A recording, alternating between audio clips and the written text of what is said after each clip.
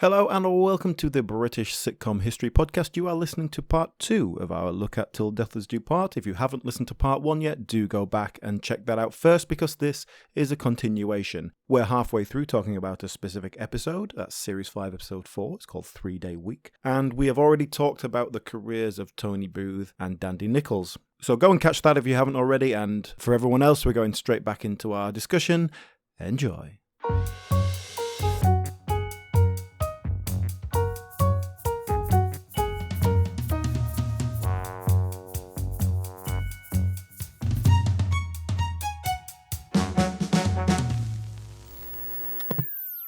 So yeah, let's jump back into our episode a little bit. Yep. And like most episodes, there's not a lot of plot going on. It does largely revolve around conversational stuff. There's the odd episode where something very specific is happening, like Alf's broken his leg and he's in a wheelchair and they're all wheeling him around and hilarity ensues. Mm-hmm. So they do that every now and then, but obviously Johnny Spate is at his happiest just writing people shouting at each other.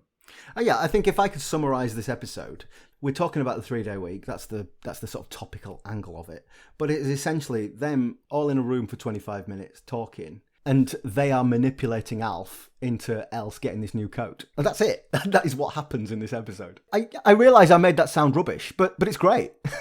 Yeah, and often these episodes don't particularly have that. So sometimes it does just feel like people shouting at each other. At least this one has a sort of an end, a punchline. In terms of what's actually happening, Alf hasn't got his dinner. Elsa's on a 3-day week. So what is Alf going to do? Mm. At first, he decides he's going to make his own dinner. Goes into the kitchen and starts bashing about. He doesn't make any sort of genuine attempt to make anything. All sound and fury. Making a lot of noise, which is quite funny. And then again, as we've seen with Rita, it's unclear in this episode how much she knows what her mum's doing, is working with her, because she gets up and she goes, I'll make something for you. She's trying to mollify the situation. She's like you say, she's been brought up in this household. She's probably used to that. But then it turns out there isn't any food to make because Mike ate it all for lunch. Which, the ultimate insult for Alf. Yeah. This cuckoo in the nest who keeps eating his food. And again, in terms of the conflict between these two characters, a great dynamic because Alf always has the upper hand. Because no matter what Mike says to him, it's like, you live under my roof, don't you? Who's paying the mortgage on this place? Like they pay a bit of rent in, but obviously he's giving him family rates. Mm-hmm. And it's kind of the ultimate puncturer for Mike. Like there's only so much he can get away with. Yeah. Because he is on the gravy train. I tell you what, I wanted to highlight a couple of things that Dandy Nichols says, where I just thought she had really, really great timing. Oh, she's amazing. So, for example, she says, you could have some cheese. And he says, I don't want cheese, I'm not a bloody mouse. And she just quietly says, I wish you was, I'd put a trap down. but it's just this really quiet, still response, and it just punctures him completely. And then he says, because he's bemoaning the fact he hasn't got any hot food, he says, I don't want bread and cheese, I want hot dinner. You could put some mustard on it. Again, just completely deflates him. But the delivery and the timing is really great, really noteworthy. Yeah. Very, very deadpan all the way through. She is, yeah. That's very typical of the character and the performance. Yeah, like I say, this episode is very else heavy. Shows her at her best. It feels so much more focused in those later series where Alf is a bit of a buffoon, and you have this other character kind of just breaking him down. Everything he says, she has an answer to it. And you don't get that in these early series. And I actually think that makes Alf a stronger character, but it's a difficult balancing act to make that funny, to make that acceptable. Shall we get into that? Shall we get into the acceptability of it? There's a bit of an elephant in the room, isn't it? African or Indian elephant? Okay. Just stop myself from saying about 3 different things. Yeah, me too. Look, I think we've got to address the racism, the sexism, the homophobia that all goes on here. So the main controversy, let's call it here, is that Johnny Spate, Warren Mitchell, and generally everybody involved in the show assert that we've created a racist character, but he is a figure of fun, and we show him up to be the fool that he is. And a lot of outside commentators, and indeed a lot of the general viewing audience, go, good old Alf Garnett finally saying things we're all thinking. Yeah. I don't quite fall on either side. As we've talked about, I think he is a figure of fun. He is deliberately made out to be the loser in many situations, and so by that token, his actions and his ideas are mocked. But I don't think it's satirical enough to get away with that. Yes.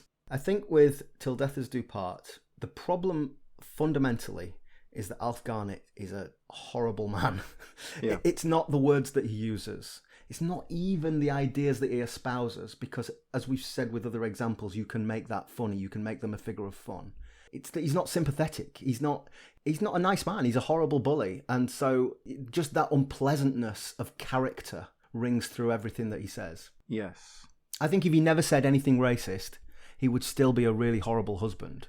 And you watch all of that domestic life, you wouldn't like the guy. Yes, I agree with that. The counter argument is that, he's an unpleasant person, and that's why we mock him, and that's where the humour comes from. Yeah. And like I say, I don't think that quite goes far enough. We fall between two stools here of making him an interesting and sympathetic character, which actually makes the character work better. Yeah. But then he still needs to get his comeuppance in some way. Yeah. And perhaps that is partially context as well, because we watch this now with his opinions from the 60s and we think that is absolutely outrageously racist, and you can't, that is absolutely unacceptable. People just don't think that way anymore. But back then, that was like, oh, Dad, the older generation is a bit racist, isn't he? But, whatever. What can you do? Do you know, I think that's fair. I think that you're right. I think that in 1965, it probably sat on that line quite nicely in that, he's gone too far there, but it was funny in much the same way as perhaps Al Murray was in 2000. But, that material might not work now because times change. Yes. But also it's, in terms of the structure of the show and the character and stuff, when Alf gets his comeuppance, like I say, it's not enough based on how we view his opinions now. So it's like if someone murdered a child and then they were like, well, you're not getting ice cream after dinner. It's like, hang on, yes, that person loses, but that's not enough, is it? It's like, it's a pretty extreme example. I take the point. I understand the point you are smashing home there.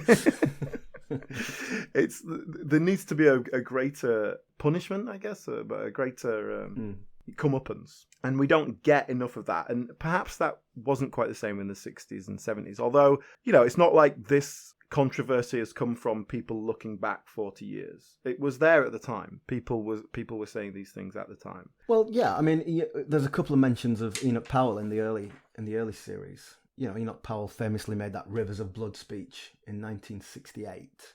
Yeah, like if you look at the history, the reason that he made that speech then, as opposed to at any other time, is because there was the Race Relations Act going through Parliament, which was in 1968. Right. And that was the first law in the UK which would outlaw racial discrimination. So, you hear stories about accommodation would have no blacks, no Irish, that kind of thing.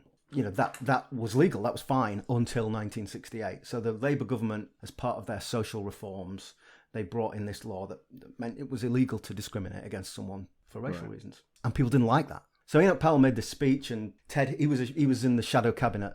Conservatives were out of government at the time, and Ted Heath sacked him for it. But there were opinion polls at the time that suggested that a majority of people agreed with him, So it wasn't like he wasn't this sort of fringe guy. There was plenty of people like Alf Garnett who would have agreed with him. And it was almost like, you're not allowed to say this, but Enoch was right. That kind of attitude. Yeah, I mean, if you've seen anything in recent years, like with Brexit and all that, it's that, you can have a 51 to 49% split in the population, and that means we're going down on one side, like it or not. So obviously you're going to have a lot of people who aren't going to agree with that. Let me ask you about something specific, which is, you mentioned already Spike Milligan, who appears in a couple of episodes in brownface as a Pakistani character. And, we've alluded in the past to the sitcom Curry and Chips that he made. Like, was this Spike Milligan's thing? Was this a thing that he did regularly? Yes, he loved it. Oh my God. I'm not defending this on any level. I think this is horrible. Well, Curry and Chips was written by Johnny Spate based on Spike Milligan's idea and this character they wanted to play. So Curry and Chips was made in 1969. Yeah. And was considered so racist and appalling in 1969 that they took it off air. That takes some doing. That character that Spike Milligan, the Pakistani Irish character that... Oh, it's the same guy. He is in Till Death Us Do Part after Curry and Chips. Right, okay, so unacceptable, but let's bring him back. Exactly. Well, we can't build a series around this guy, but let's just drop him in a couple of episodes for some laughs. You sent us an episode. It's the same series as this 3-day week, and I'm not even going to say the episode name because it's got a horrible word in it. But they're in the pub and there's Spike Milligan in his brown face, and they sort of make a joke of it. He's supposed to be half Irish, half Pakistani. Sort of make a joke of it or acknowledge a joke by saying, "Well, he's got English features. If it wasn't for his colour, he might be one of us." Which of course, he is. And the joke is that Alf's taking the mickey and being horrible, and it turns out that it's his new neighbour. Can you imagine anything worse? And that's Alf's comeuppance. He's got this Pakistani guy as his neighbour. Has the council moved you in next door then? Oh yes. I am the new lodger, but I am not allowed to say so. And I must also not beat tom-toms, cook curry, or keep chickens under the bed. And I must not sublet wardrobe to Pakistani families. Oh, my name is Kevin O'Grady. Howdy doodle. Hello, sailor. Yeah, that's the punishment, is you have to live next door to a foreigner. But do you remember the punchline of this whole scene? So Spike Milligan leaves the pub, there's an explosion sound effect, and he comes back in and goes, "Bloody Irish!" Because the Irish blow things up. That's the joke. That's the joke. You thought it was bad that he was Pakistani, but it actually turns out that the Irish are worse. That is the joke. Yeah, that as much as I can mount some kind of defense for Alf Garnett in general as a rounded character, or as a realistic character, I suppose. That's the crucial thing. Alf Garnett, as much as he is a deplorable character, you recognise him. Yes. I know a bloke like that. That bloke in the pub is like that. My dad's uncle, whatever, is like that. Yeah. But this is just a ridiculous character. And the reason for that is because Johnny Spate was writing Alf Garnett based on people he knew, like his relationship with his dad, like I said, the bloke down the pub. Obviously, he's never met a Pakistani person. Obviously. Neither has Spike Milligan. I don't think I've ever met an Irish person by the sounds of it either. And that is a crucial difference. If you're writing something you know and writing a rounded character and creating a rounded character, you're putting so much more into it and making it realistic. So even if you ultimately don't agree with it, it still holds together. Whereas this is just a stupid joke making fun of people. And that's the crucial difference between your Alf Garnett and Kevin McNally, or whatever this character is supposed to be called. It was Kevin O'Grady was there we go, his character. That's what his name was. I was thinking of what's his face who redid all the Hancock stuff. Yeah, that's Kevin McNally. Yeah. So another thing I want to address, well, let's not, we're diving into the racial angle here. So let's talk about Judaism. Yeah. Like I say, I only watched 6 or 7 episodes, and there were several of those episodes where there's this kind of in-joke that people think Alf is Jewish. And he said, "Oh, I'm bloody not Jewish." And he's really angry and defensive about it. And obviously, we know that Warren Mitchell is Jewish. So I kind of thought, all right, there's a bit of a joke here. They're having a bit of joke, an in-joke, if you like. But then in that episode with Spike Milligan in it, we learn that actually Alf's dad was Jewish.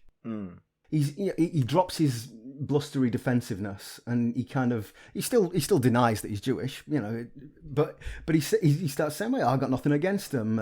You've got to have them. I've met some nice ones." And Elf says, "Yeah, but I didn't like your dad though." So, like, without wanting to get into the whole world of anti-Semitism here, because I think that's another can of worms we could probably do without. My question really is, within the character, does that inform his racism, that he's got this kind of defensive, he's scared of being exposed? Is that a thing? Am I overplaying that? I think it's written in just to undercut him, as like they say that's the whole point, that he's a ridiculous character. The fact that he's racist and anti-Semitic and he's a Jew, like it's the ultimate undercutting of his ideas. But yeah, I mean the general idea is that his father was probably Jewish, but certainly not practicing in any way. It's not like he'd been brought up Jewish or anything, but he's just got those Jewish features, and that's what it is.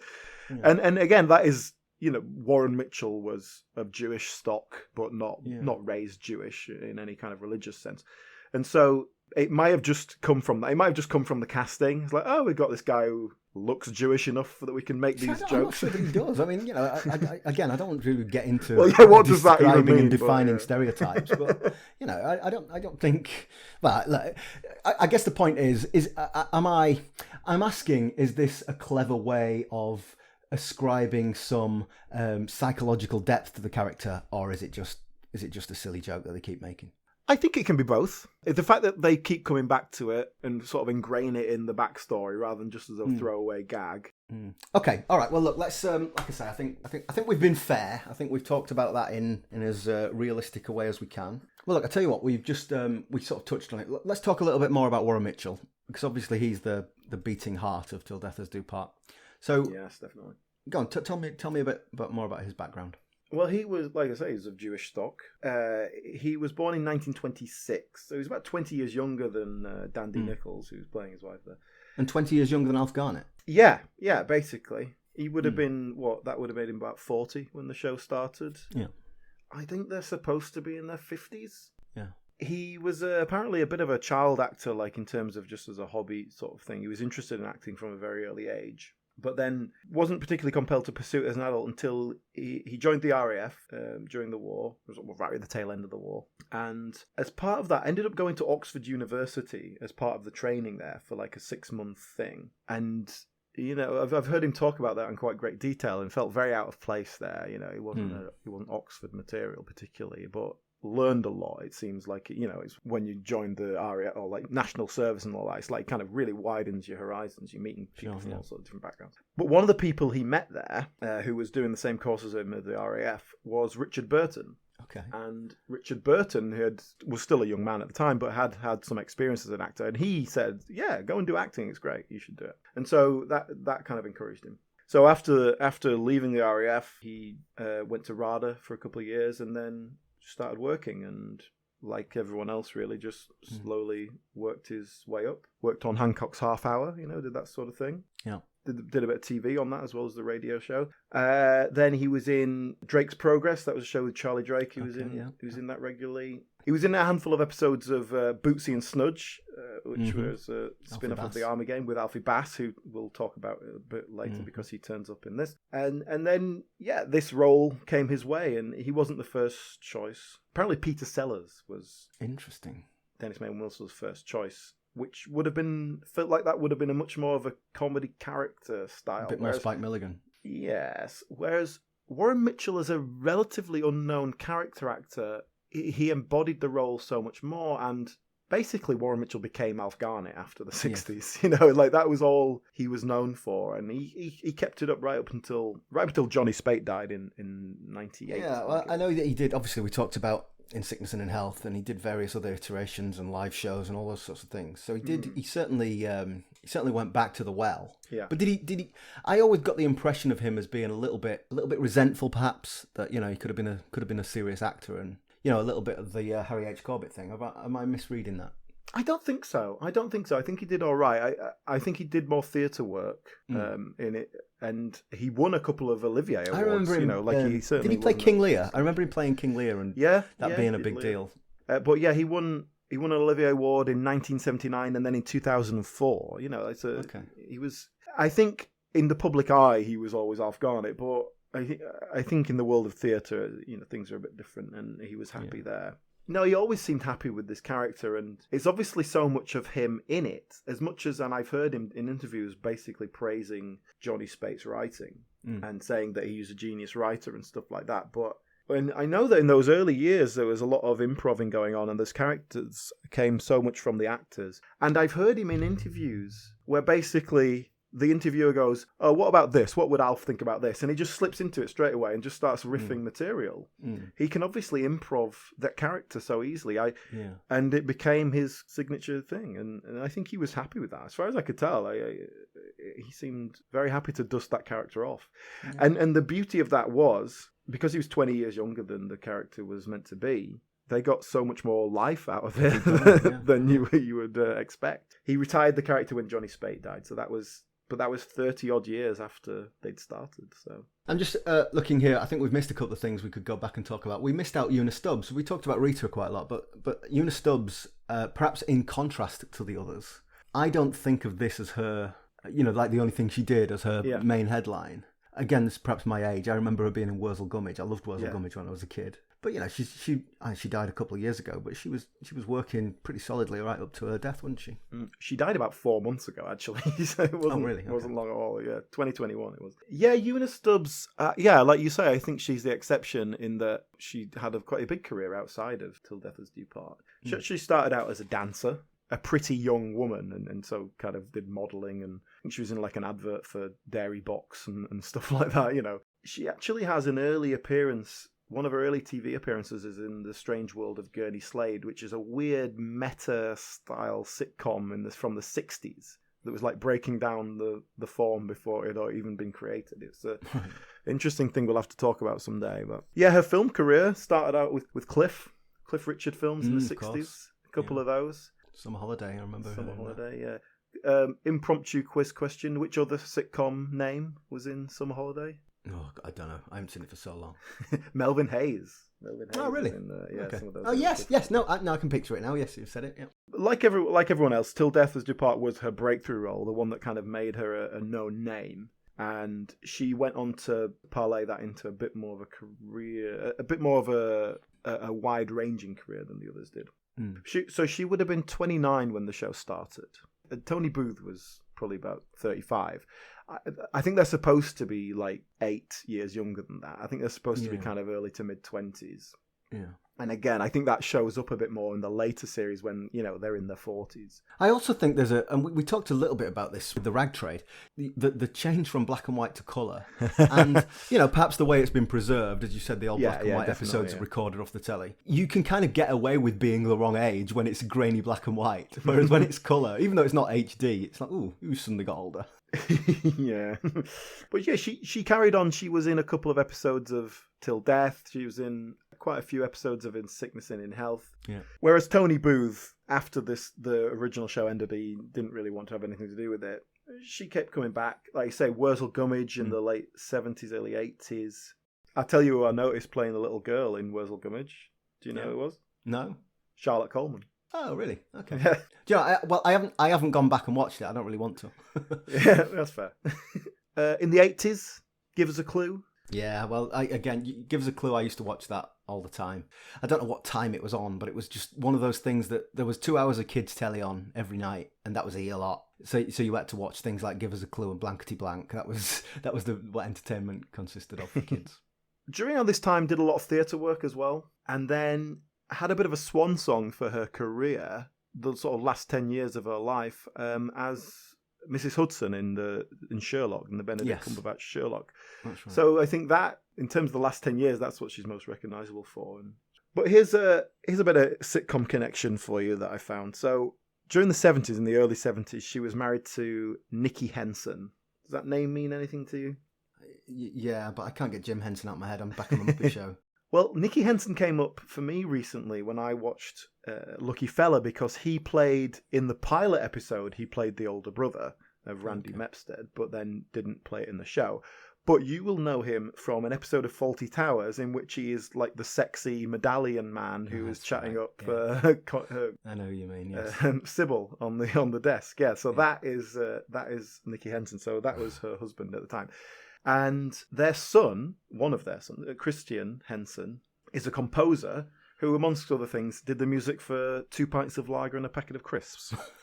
Wow. So how's that for a sitcom connection? Heady I was very pleased with that. That's good. I have the horrible feeling you're going to ask me that in a quiz episode at some point in the future, and I'm not going to remember any of it. Go on, write that down.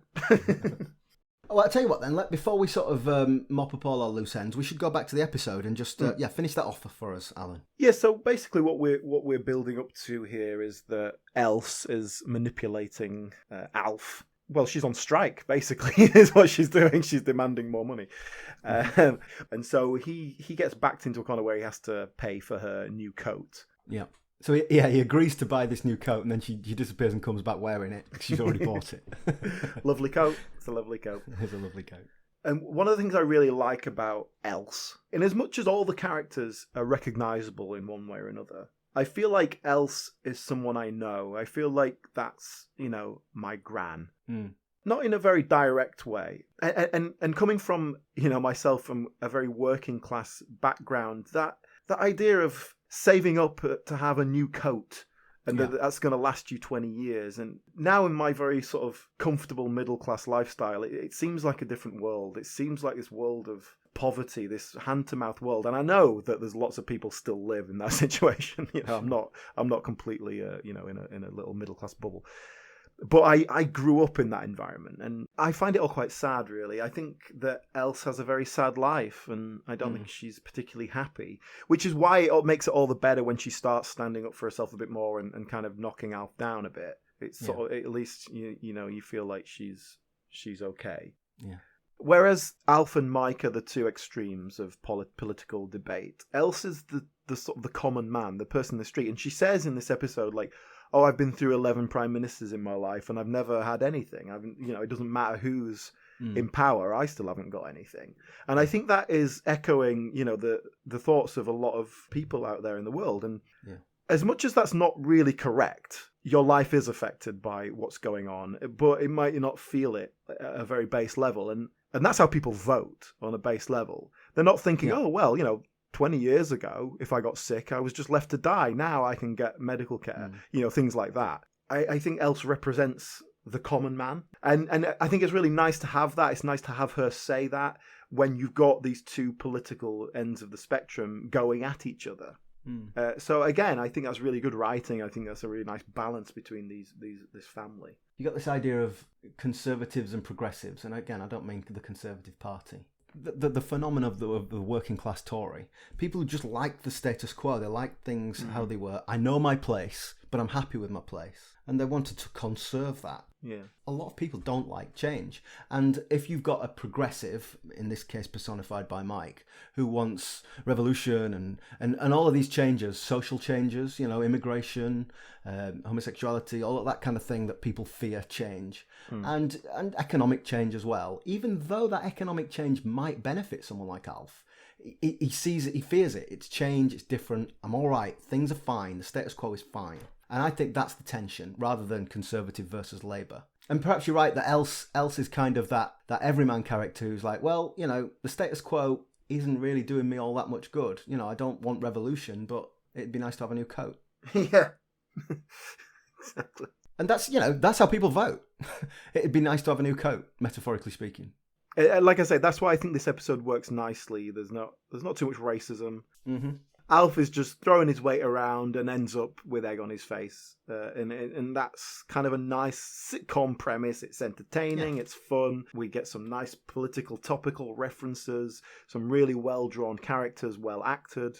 This is the best episode of Till Death Us Do Part. It's kind of the succinct summation of it. One of the problems that hit it was Dandy Nichols became too ill to be working regularly and had to drop out of the series. And so the last couple of series, which would be series 6 and 7, she was no longer in. And they wrote it in that she had gone to stay with her sister in Australia. Her sister was ill, and so she'd gone out there to look after her and then ended up staying there for quite a long time. You don't just pop over to Australia. And it's very interesting how they deal with this, because Alf basically says, no, you're not going. I'm not going to allow it. And they just ignore him, obviously. Yeah. Again, impotent fury. And then there's quite a bit of him having to learn to live without her. Mm-hmm. Which mostly means Rita looks after him a bit more. Yeah. And it's an interesting thing, because I think if she died, like if the character had died, that might be different. But there's always this sense that she's going to come back any moment. But then they start having in plot points where she's basically saying, I want a divorce and that sort of thing. But they never quite nail it down, because she's not there and they didn't have the actor available to do the other side of the phone call or the other side of the argument, whatever. It feels a little bit disjointed. So it's almost like they're just doing it to kind of remind you that she still exists. Yeah, and throughout it all, and this is a big problem with the character in general, I think, and with the show. Throughout it all, there is never get any sense or feel of love or affection between this couple, between Alf and Else. It is purely there's not even much of a sense of like, oh well, we used to be in love when we were young and courting. It's like, look, we got to do something here. We got to settle down and have some kids. What we doing? Are we doing this or what? And then it's like, it's a business transaction. I earn some money. You look after the house. I'm dinner on the table when I get home, and that really takes a lot. Like I say, how this is just a generally unpleasant experience. You don't really get much sense of him loving his daughter either. There's some nice bits, particularly early on, between Rita and Mike, where you really do get a sense of them being this young couple in love, and he's a Randy Scouse git, so they're kind of all over each other all the time. They're very playful with each other. That's quite nice. Yeah, and you sort of lose that later on as well, which again, it's perhaps a realistic representation, but it doesn't help make the show any more palatable. So just in terms of talking about this, it's an unpleasant experience to watch it, and that's part of it. There's no warmth. There's no warmth in there is no warmth. Part. You could probably make a gritty kitchen sink drama about them, but not a sitcom. That's it. This feels like a gritty kitchen sink drama, or it could at least be like a light-hearted one. It's like when we spoke about Carla Lane. She likes to write drama with some humor in it, but she fell into the world of sitcoms, and so it just never felt funny enough. Yeah, so she's writing a mildly funny soap opera. And I feel the same with Johnny Spate. It's like this is angry young man territory and social realism, but you're trying to write a sitcom and maybe it's just not funny enough. Yeah. But more important than that, when it comes down to it, we're defending this as satire. It's allowed to be racist because we're actually satiring racism. Where does that line fall? I think the problem with Till Death Us Do Part is that it's not clever enough. It's very superficial. It's showing a racist, bigoted character and going, oh, look, that's a racist, bigoted bloke, in it, and we don't agree with that. That's not enough. And I think that is my major problem with Till Death Us Do Part. Okay, let's talk about as Dante Nichols was poorly and not in it anymore. They brought in some sort of additional characters. Yeah, I saw some sitcom stalwarts: Patricia Hayes, Joan Sims, Pat Coombs, Alfie Bass. So I don't want to necessarily get into the detail of every single character and what they do, but do you think they sort of fill the gap? Do they just from a dramatic point of view, from a comedic point of view? They fill the gap. Whether it's with something you like or not is a different matter. Patricia Hayes is definitely the main element, and Alfie Bass the main element. So Patricia Hayes had played the character prior to this. She's just a neighbour, isn't she? Yes, that's right. She's the woman next door. Alfie Bass is brought in to play Bert, which was an actor change there, but he became a regular character as well. They're in every episode, really, in the last couple of series. Alfie Bass plays Bert, and Bert is just Alf's mate. They go to the pub together, having quite rarely spent time together before. Like I say, he was an occasional character.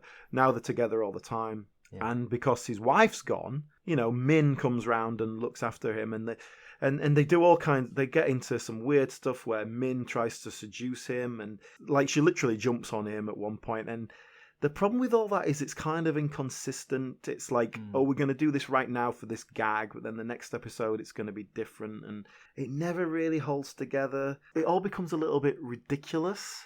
Yeah, Pat Coombs is in it, sort of semi-regular. There's a scene in the one of the later episodes that I watched, The Window, and the setup is Alf's trying to clean the window and he gets stuck outside the window. Yeah. And he's asking for help. And down on the street below him, there's Patricia Hayes and Pat Coombs. And basically they're talking to each other about just inconsequential rubbish. Did you see such and such? And, oh, yeah, so-and-so said this and blah, blah, blah. And they're just gossiping, chatting. And you know what's going to happen. Any minute, Alf's going to go, bloody hell, come on, help me out, And you're waiting for this kick-off. I timed it. They went 5 minutes and 30 seconds before anything changed. I'm shocked that it was that short because it felt like 20. The whole point of the conversation is they're talking about nothing. They're talking about inconsequential rubbish whilst Alf is in trouble. Yeah. That's the point. 5.5 minutes of inconsequential rubbish is not good television. It's a 30-second gag, isn't it? And then he shouts. My Wally, he says that since that woman, that Mrs. Castle... Margaret. Yes. Well, since she got her hands on the health service, she's bought a big house. Yes. And they've made her husband a lord. And then things don't cost nothing. No, they don't cost nothing. No, so you see, that's why when it's our turn, Min, to be sick, there's not going to be no hospitals nor no nurses not to look after us. No. Well, it's always the same, isn't it? And he's not saying anything throughout all that. He's just sat there. And the reason I sent that episode was a kind of like, look what this has become, kind of like, what's this about? It was like, well, we'll film 5 minutes 30 and then we'll edit out, for time. And we need to fill the broadcast slot, which is perhaps not that far removed from what happened. Out of it, hasn't she? Ever since that health service started and everything was free, she has never been so ill. And I actually really like the way they're interacting with each other. As a comedy sketch, it works. I love the way that Patricia Hayes just repeats the end of people's sentences. It's like there's a nice little character thing that she does quite a lot. And she's really annoying as a character, but it's supposed to be. I was finding myself getting really irritated, and I was like, come on, I'll shout at them, for God's sake. Yeah, exactly. And you just want... Yeah, exactly. The one time you want Alf to shout at someone, he's not doing it. Yeah. So, that was just a sort of ridiculous episode, and I think that is a bit more typical of those later shows. And then when we go into the sequels, Patricia Hayes is a regular in those as well. Let's talk about just talk about the sequels briefly. Obviously, we're not reviewing In Sickness and in Health here. So, what happened afterwards? Well, there was a brief revival called Till Death, which was made by ITV, which is why it's got a different name, because they were like, oh, you're not allowed to use the name. And the idea is that, Else is back, but the idea is Alf and Else have moved down to Eastbourne with Patricia Hayes, and they're just living their life there. But it's weird. There's no audience. There's no laugh track, and the whole vibe is very odd. It doesn't feel very nice, and so that just sort of like didn't get very well received, and that was that. And then they actually did a proper revival called In Sickness and in Health. Incidentally, a Chaz and Dave theme tune, which I have had spinning round and round in my head for the last 2 weeks. Do you want to sing it just to get it out? I can't remember the opening line, but basically, so the chorus line is, in sickness and in health, I said I'll do. Like, it is with earworms, you can only remember one line. I've just got that one line going round and round in my head. But that started in 1985, and it was essentially just the same thing. They're a bit older. Now my old darling, they've laid her down to rest. And now I'm missing her with all my heart. I told you. Well, that obviously is the updated theme tune for the second series after. Interesting. So that's basically the one I remember. So I know that Dandy Nichols was in this first series before she died, but my memory of it as a kid was she had died. So that in that first series, and so it's the two of them. It's a bit more of a two-hander. Eunice Dubs turns up every now and then, and then they get this home help played by Eamon Walker, who is a very sort of effeminate gay black man. So obviously hilarity ensues there. Yeah, and that's how I remember In Sickness and in Health. So after the character, both Dandy Nichols and the character Else die, and so the drama, the comedy is between Alf Garnett and the home help, the black gay home help. Yes, and he was written out of it after a couple of years because by the late 80s it was just like you can't just be this racist on TV anymore. It's just like we have to, and so they solved that by taking the black person out of the show. Obviously. Well, perhaps, like I said, I don't want to get too deeply into In Sickness and in Health. We might do that another time. But I mean, it'll be interesting to contrast how that, how the language changes, how the attitude changes. Yes, it's very interesting. Even like if you watch, you said you saw some of that audience with Alf Garnett. It's sort of the last thing they did. In the 90s. He's barely even conservative at that point. Like, he's just railing against, the Tory rule for, what was that, 18 years or whatever it was. So, he's kind of railing against that now because look at him now. He's still not got anything, even though they've been in power all the time. So, it's definitely, it's interesting to see how that kind of has to shift over the years because you just can't do it anymore. And that I like that. It kind of reflects how people's attitudes changed and how even as an older generation you had to just kind of accept things and get used to them and go, okay, things aren't as bad as maybe I thought they were going to be. The In Sickness and in Health went on for 7 years. Like they really dragged that out. It went until 92 and interesting. It became very much the Alf Garnett show with these kind of surrounding characters. In terms of other legacy things, there was a German remake in the 70s that sort of did a little bit of business, and most notably probably was the American remake, All in the Family, which was a massive success in America. It was a huge show, and I believe that was Beryl Virtue who kind of got that working, working with Norman Lear in America. And in fact, I believe it's the success of All in the Family that got Sanford and Son made by the same team. that ran for several years throughout the 70s, and obviously expanded, and they did 150 episodes or whatever it was, you know how they do. But yeah, with Carol O'Connor in the main role, and Rob Reiner famously as the younger son-in-law character. But Archie Bunker is the name of the Alf Garnett character, isn't he? Yes. You know, I've heard in other American films and things, I've heard Archie Bunker referenced in much the same way as one might reference Alf Garnett as a sort of stereotypical racist old fart. Oh yeah, and I mean, Family Guy is basically it's Seth MacFarlane doing an impression of Archie Bunker, and the Lois is just the same kind of voice and everything. There's definitely some correlations there. You know, it's had a huge influence. I do believe that Johnny Spate did pretty well out of it. You know, good for him. I have no problem with that. Yeah. One other legacy element I wanted to mention, which was when the BBC did some lost sitcoms back in 2016. We mentioned this in our Steptoe and Son episode because they did one then. They did a remake of one of the early lost episodes, with Simon Day as Alf Garnett. Yeah. Now, you sent this to me, and it was very, like, the production was very stagey. I mean, it was literally on a stage. It's deliberately theatrical, yes. Yeah, the camera work was such that you could see the audience, and, you know, it was presented as a stage performance rather than a TV sitcom. But it also felt very stagey. It felt like they were performing to like a crowd, and it felt stilted, to be honest.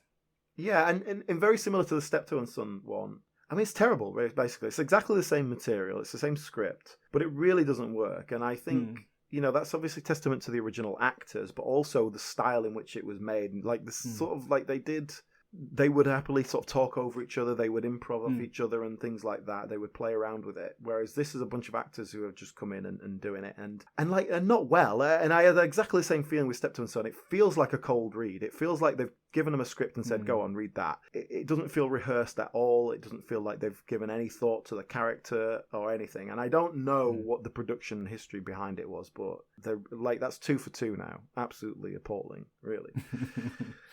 What's all that row out there? Oh, that soppy moo across the road, shouting and hollering. She complained about you yesterday. Complained about you swearing, she did. Hey? Who swears? You. You swear. Her next door's complained twice. I mean, these walls are only thin, you know. Let her mind her own business, the nosy bloody moo. And Simon Day is all right, actually. It's not too bad. I felt like he was doing a photocopy of Alf Garnett. It was an impression that wasn't quite an impression, but just didn't have the fire, didn't have the passion that drives that character. Yeah.